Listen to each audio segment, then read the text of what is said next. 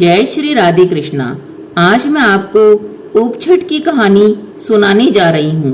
भाद्र मास की कृष्ण पक्ष की षष्ठी को उपछठ का व्रत किया जाता है। इस व्रत को बहुत सी स्त्रियां करती है, किंतु इस व्रत को अधिकतर कुंवारी लड़कियां ही करती हैं।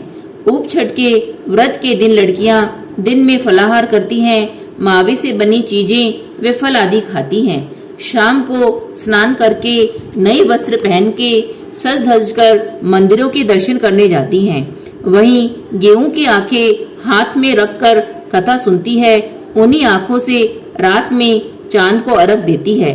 मंदिर में चरणामृत में चंदन की टीकी लगाकर चरणामृत खड़े रहकर लेती हैं और शाम को नहाने के बाद चांद उगने तक खड़ी रहती हैं। इसलिए इस व्रत का नाम उपछठ है। उपछठ की कहानी। एक साहूकार की पत्नी ऋतुस्राव में सब जगह हाथ लगाती थी, खाना बनाती, पानी भरती, सब काम कर लेती। कुछ दिनों बाद उसके एक पुत्र हुआ और बड़ा होने पर उसकी शादी कर दी। पुत्र की शादी के कुछ दिनों बाद ही साहूकार व साहूकारनी की मृत्यु हो गई।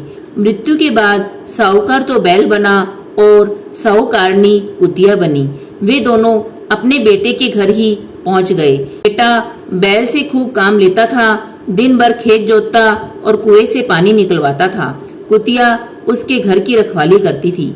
जब उनको वहां 1 साल हो गया, तब उस लड़के के पिता का श्राद्ध आया। श्राद्ध के दिन खूब पकवान बनाए गए, उनमें खीर भी बनाई गई।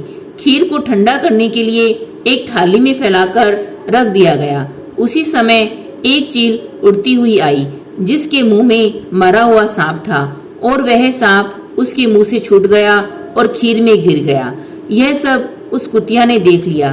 कुतिया सोचने लगी कि जो इस खीर को खाएगा वह मर जाएगा, अतः अब क्या करना चाहिए।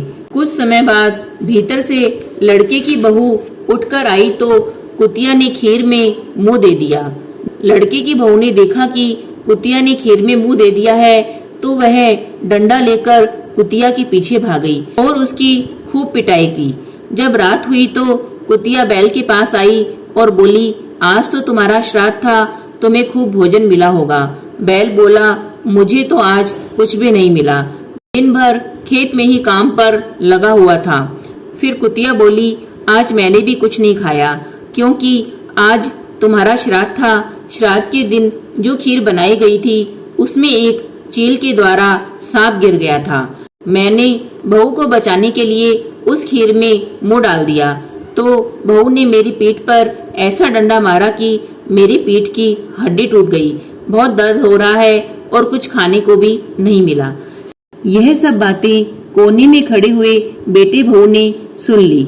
अगले दिन बेटे ने कुछ पंडितों को घर में बुलाया और पूछा कि मेरे माता पिता किस योनि में हैं। तब जोशी ने कहा,